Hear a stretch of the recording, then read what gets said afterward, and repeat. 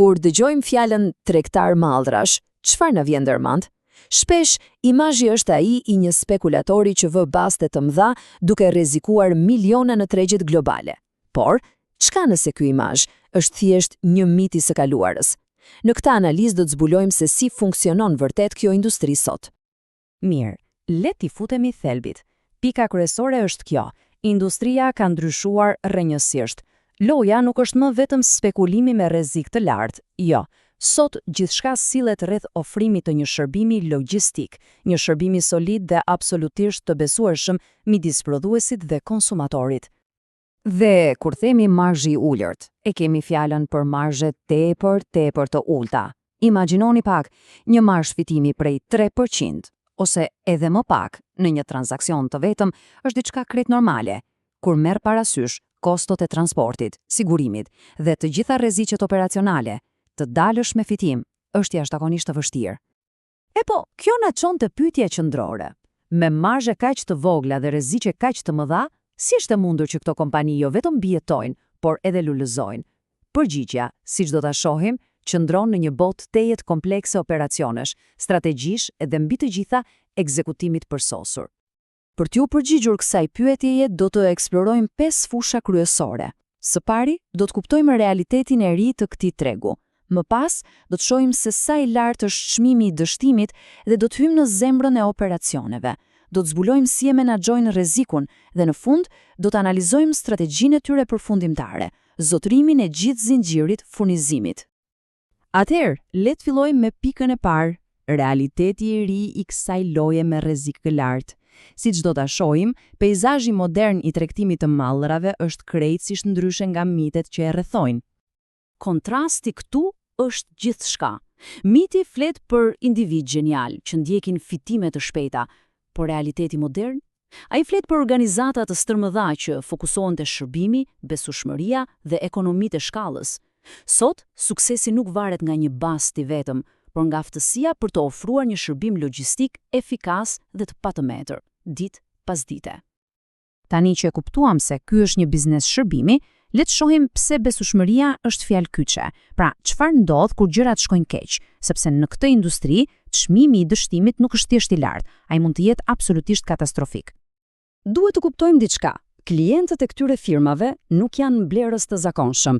Shpesh, ata janë organizata strategjike kombëtare, këto flasim për agjenci qeveritare, kompani energjetike apo fabrika gjigante që mbajnë në funksionim ekonomi të tëra. Kjo do të thotë se çdo dërgesë vetme ka një rëndësi të jashtëzakonshme. Për ta bërë më konkret, imagjinoni një kompani që furnizon me qymyr një termocentral. Nëse dërgesa dështon, pra nuk arrin në kohë me sasinë e duhur ose cilësinë e duhur, rezultati mund të jetë ndërprerja e energjisë elektrike për miliona njerëz. Çmimi i dështimit nuk është vetëm financiar, ai mund të jetë social dhe politik. Pra, si sigurohesh që një dërgesë kritike si ajo e qymyrit të mos dështoj kurrë?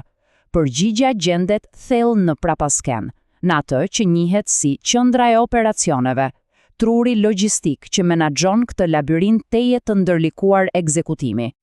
Sapo një tregtar mbyll një marrëveshje, stafeta i kalon një figure kyçe, operatorit. Operatori është si një kontrollor i trafikut ajror për tregtinë botërore. Detyra e tij ose e saj është të sigurojë që dërgesa fizike të ndodh pas një problem të vetëm, duke koordinuar një rrjet të pafundëm pjesëmarrësish.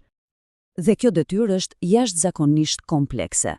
Po flasim për koordinime anije dhe porte, caktim inspektorësh të pavarur për të verifikuar ngarkesën, menaxhimin e një mali me dokumente dhe sigurime dhe komunikim të vazhdueshëm me tregtarët për çdo problem të vogël që mund të ndikojë në fitimin e transaksionit.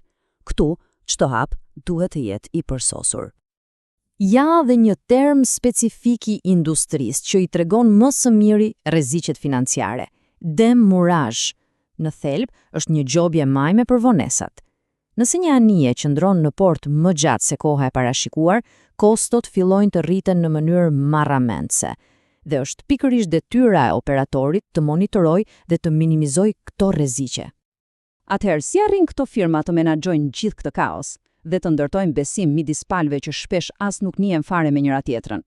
Përgjigjja është ndërtimi i sigurisë përmes një manuali të hekur të operacionesh. pika kyçe këtu është se ata nuk e lën absolutisht asgjë në dorë të fatit. Gjithçka bazohet në protokolle të rrepta. Inspektorë të pavarur verifikojnë çdo detaj të vetëm. Dokumentacioni dhe financimi janë të blinduara. Sigurimet mbulojnë çdo eventualitet të mundshëm dhe auditimet e vazhdueshme sigurojnë që sistemi vetëm të përmirësohet. Në fakt, kjo siguri është produkti kryesor që ata shesin. Dhe kjo hartë e ilustron në mënyrë të shkëlqyer shkallën globale të këtij biznesi. Shikoni pak shpërndarjen e prodhimit të bakrit. Tregtarët janë ata që lidhin minierat në Kili me fabrikat gjigante në Kinë, duke kaluar oqeane dhe kontinente. Pa sistemet e tyre të besueshmërisë, tregtia në këtë shkallë do të ishte thjesht e pamundur. Por menaxhimi perfekt i transaksioneve individuale është vetëm fillimi. Firmat më të suksesshme shkojnë një hap më tej. Ato nuk duan thjesht të lundrojnë në zinxhirin e furnizimit, ato duan ta zotërojnë atë.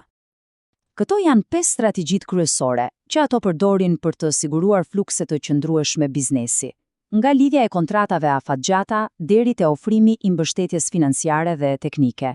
Por, njëra prej tyre është veçanërisht e fuqishme dhe ja vlen të fokusohemi tek ajo: integrimi në rrjedhën e poshtme. Por çfarë do të thotë kjo konkretisht? E thënë thjesht, do të thotë të blesh asetet që përdorin mallrat që ti tregton. Pra, nëse tregton naftë, mund të blesh depozita magazinimi, rrjete shpërndarjeje apo edhe pika karburanti. Në këtë mënyrë, ti jo vetëm shet produktin, por krijon edhe një klient të garantuar, veten tënde. Një shembull perfekt i kësaj strategjie është marrëdhënia midis gigantit të tregtimit Trafigura dhe Puma Energy. Kjo është shumë më shumë se një partneritet i thjesht, është një integrim strategjik genial dhe i thellë. Shikoni sa e zgjuar është kjo lëvizje. Trafigura bleu Puman për të kontrolluar infrastrukturën e shpërndarjes, sidomos në tregjet në zhvillim ku të tjerët hezitonin të hynin. Tani, Trafigura ka një klient të madh dhe të garantuar për naftën e saj, ndërsa Puma ka një furnizues të besueshëm dhe super efikas. Është një marrëdhënie simbiotike që forcon pozicionin e të dyjave në treg. Edhe kjo na sjell në përfundimin kryesor. Kompanitë më të suksesshme në këtë fushë janë transformuar plotësisht. Ato nuk janë më thjesht ndërmjetës që lëvizin mallra nga pika A në pikën B. Ato janë bërë partner thelbësor logjistik dhe infrastrukturor, duke projektuar dhe menaxhuar vetë arterjet e ekonomisë globale. Kjo na lë me një pyetje të rëndësishme për të ardhmen.